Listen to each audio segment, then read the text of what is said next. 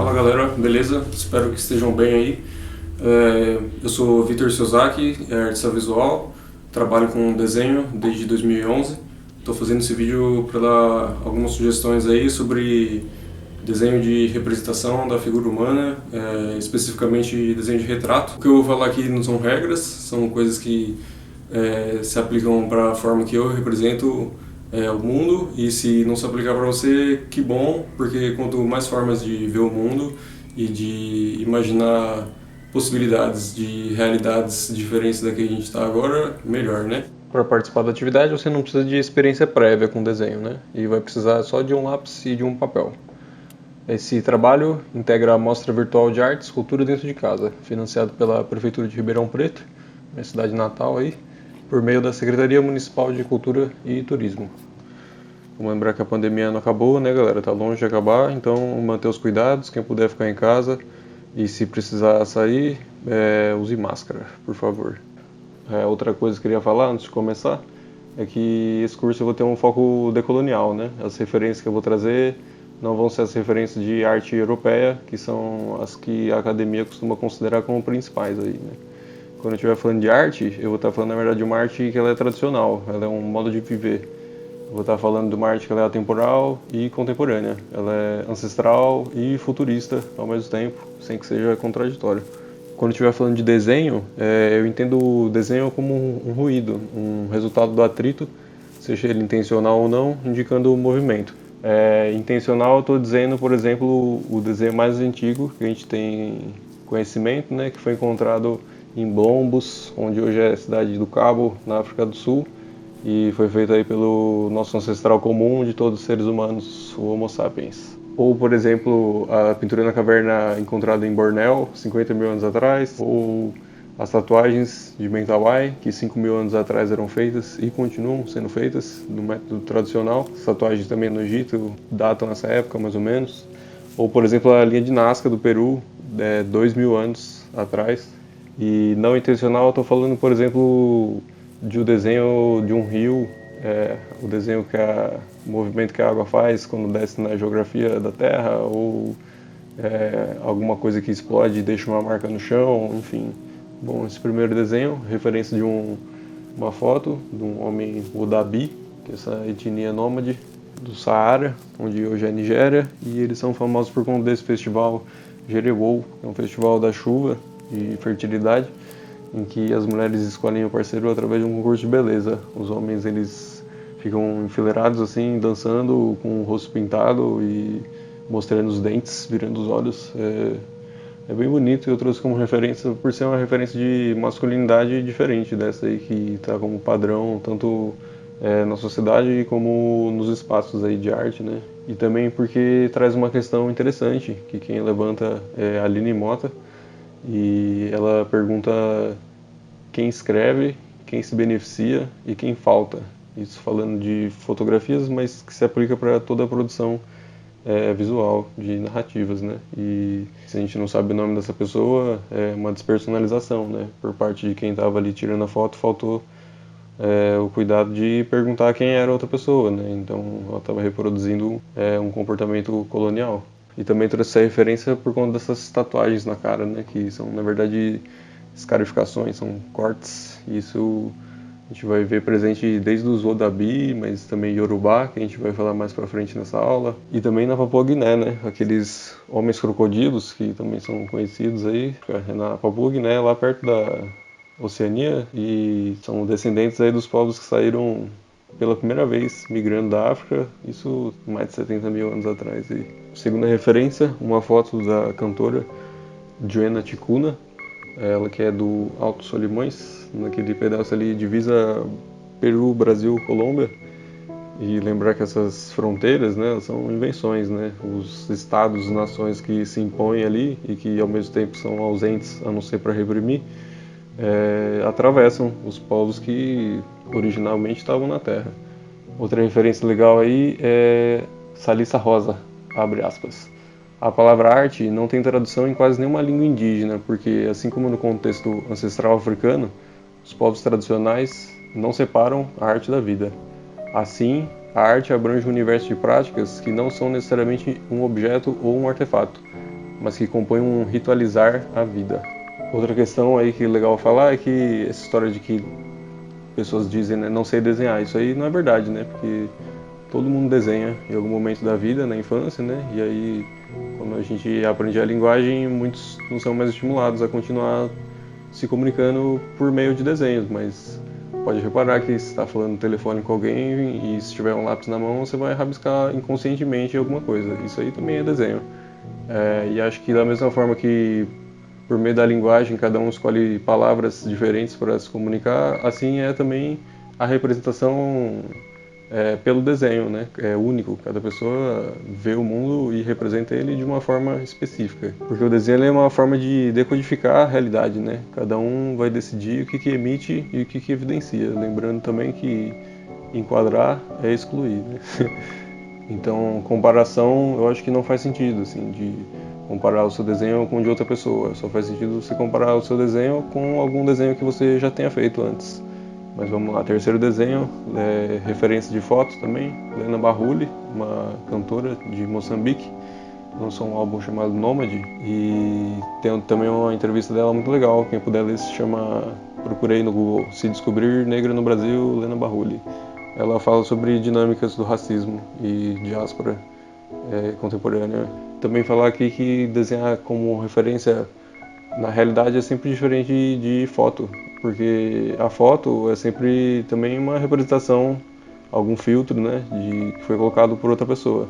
Então, se a gente for fazer desenhos, por exemplo, desenhar a partir de um desenho de outra pessoa é como se tivesse um grampo na comunicação. Então, a prática do desenho cotidiana de observação, ela é muito importante, né? Então, por exemplo, modelo vivo ou muitas vezes um autorretrato, você pode usar um espelho e é uma experiência interessante para perceber detalhes, né, coisas assim que a foto a gente vê, ela é bidimensional, né, é difícil ter a noção ali de textura, profundidade, enfim. Uma coisa que ajuda muito é ter o hábito de andar com um caderno de desenho, né, o pessoal chama aí sketchbook, anda com ele no bolso, qualquer momento alguma coisa chamou sua atenção, rabisca ali a ideia. É muito bom aprender a desenhar só desenhando. Outro desenho, usando referência de Jupe do Bairro. Esse desenho, porra, eu perdi o começo dele, minha câmera deu problema aí, mas vamos nessa. Uma artista cantora também, muito foda, do Capão Redondo, São Paulo. Ela lançou o EP Corpo Sem Juízo e apresenta o programa Transmissão. Eu trouxe essa referência para falar do que eu vou chamar aqui de métodos eugenistas de desenho, né? Ou seja, estabelecer proporções, por exemplo, o corpo tem a medida de 7 cabeças e meia, ou o nariz está a distância X em relação a não sei o que, e a orelha e o olho, taranã. Eu não vejo muito sentido nisso, sabe? Eu acho que estabelecer proporções que tem que ser seguida para desenhar o ser humano não faz o menor sentido, porque cada corpo é de uma forma, né? Cada corpo tem uma proporção diferente. Nesse sentido, uma referência legal aí é uma galera de Recife, Risco Experimental. Eles fazem sessão de modelo vivo e agora na pandemia está sendo online.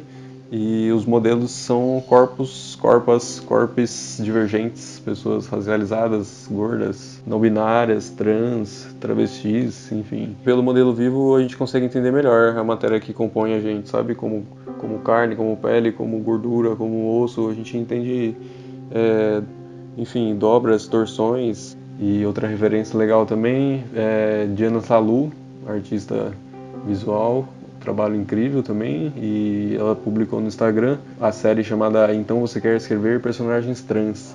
É massa que traz bastante discussão aí de representatividade e responsabilização também do pessoal sendo político. Se você quer falar sobre grupos que você não faz parte, o mínimo que você pode fazer é conhecer essas pessoas, né? E entender a diferença entre falar sobre e falar junto. O melhor, na verdade, é que as pessoas possam falar por si.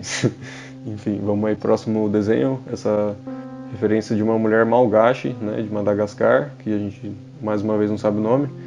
E agora eu queria colocar o nosso ponto de referência de 6 a 5 mil anos atrás, assim, vamos colocar o surgimento de dois grupos em lugares diferentes, mas que vão se encontrar depois de fazer um caminho muito doido, que são os austronésios e o povo banto.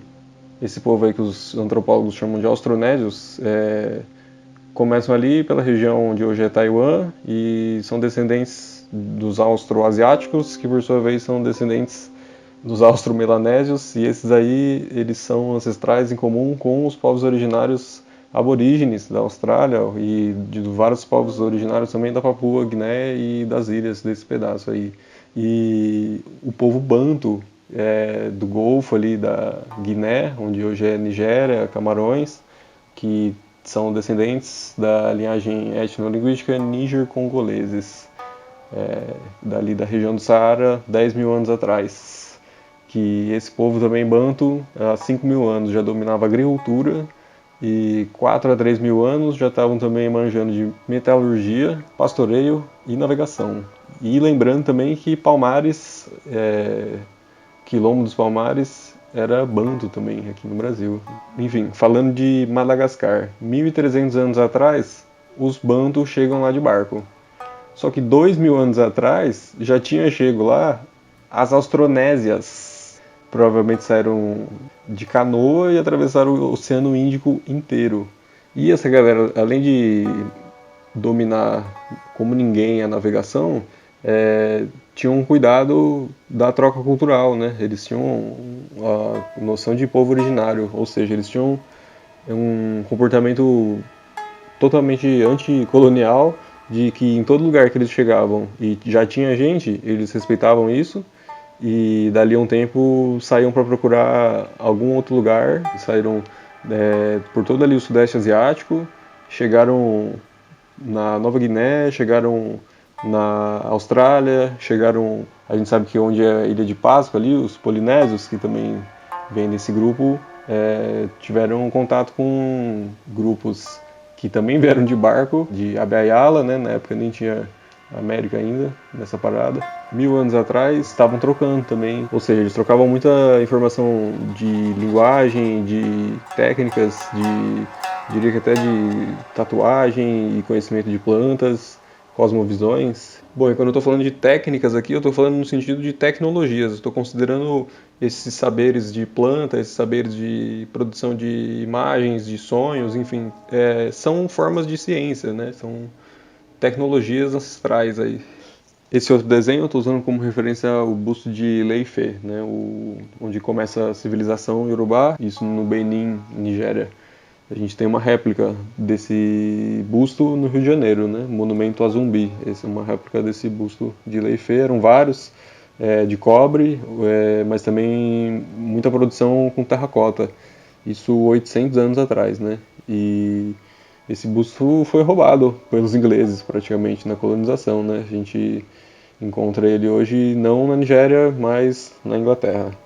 O que traz uma discussão interessante sobre repatriação, ou seja, colonizadores que roubaram o que eles chamam de artefatos e levaram como troféu. E hoje em dia tem um movimento de repatriação, né, que exige que eles devolvam essas peças que foram roubadas, né? Por exemplo, o manto Tupinambá, que está no museu na Dinamarca.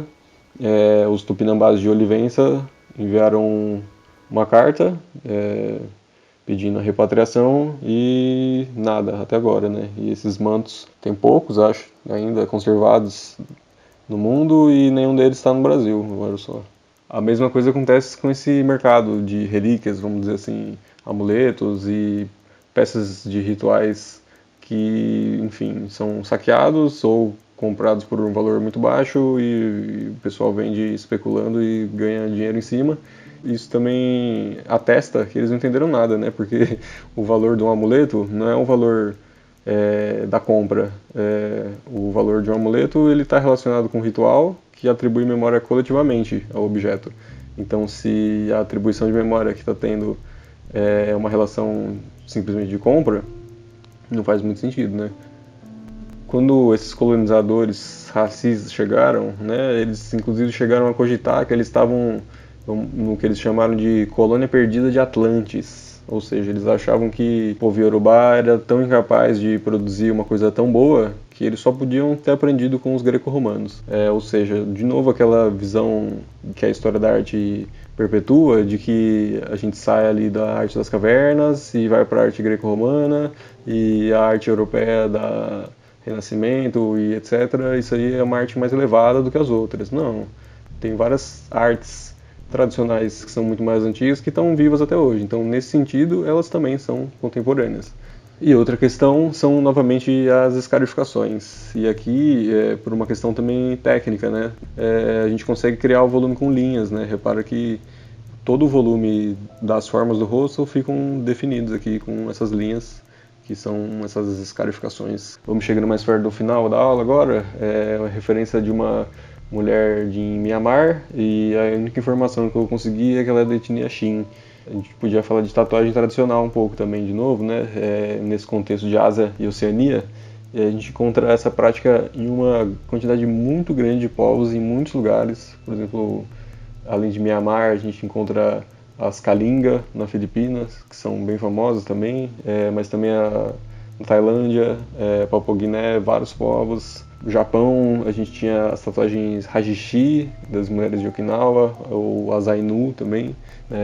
Na Indonésia, como já comentei, a galera lá em Mentawai, mas também no Bornéu, povo Dayak, Iban, Kayan, os Maori também, famosos no Havaí, Ilha de Páscoa. E aí lembra daquela história, né, que o pessoal estava sempre navegando, indo e vindo, Abya-Yala, Polinésia, enfim. E onde eu quero chegar com isso? Bom, a gente sabe que o povo Moche, por exemplo, no Peru, 1700 anos atrás, eles já tatuavam, né? A gente conhece a múmia aí da Dama de Cal, líder política e espiritual. E aí uma questão, meio provocação que eu levanto, porque não tenho como responder com certeza, mas a gente sabe que a tatuagem está presente em povos originários do mundo todo, né? E aí, será que isso foi intercâmbio cultural ou será que isso começou em vários lugares ao mesmo tempo? Como, por exemplo, a agricultura, que foi descoberta ao mesmo tempo em vários lugares, ou a metalurgia, sendo aí, acho que uma evidência incontestável do que o Jung, na psicologia, vai chamar de inconsciente coletivo. E a resposta, pelo menos o que eu acho, é que provavelmente os dois.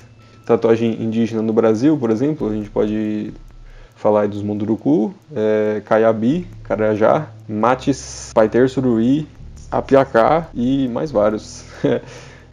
E falando de Mianmar também, lembrar que está tendo golpe militar lá, né? Manifestações massias nas ruas aí, sendo reprimidas, muita gente mesmo assim ferida, mais de 60 mortos, e as mulheres sendo linha de frente, tanto nesses atos, quanto puxando uma greve geral das trabalhadoras da indústria têxtil, isso no país inteiro. E, enfim, solidariedade aí com o pessoal, vamos se informar sobre o que está acontecendo. E agora, mais pro fim, eu me propus a fazer um exercício aqui de desenhar agora pessoas que são próximas a mim, né, meus amigos. Desenhar aqui Bernardo Nascimento, vulgo Barnabé, artista que eu admiro muito também. Publicou aí Paranoid Zine, quem quiser dar uma olhada aí, ideias subversivas aí, muito interessante. Barnabé com a tatuagem de caranguejo no garganta.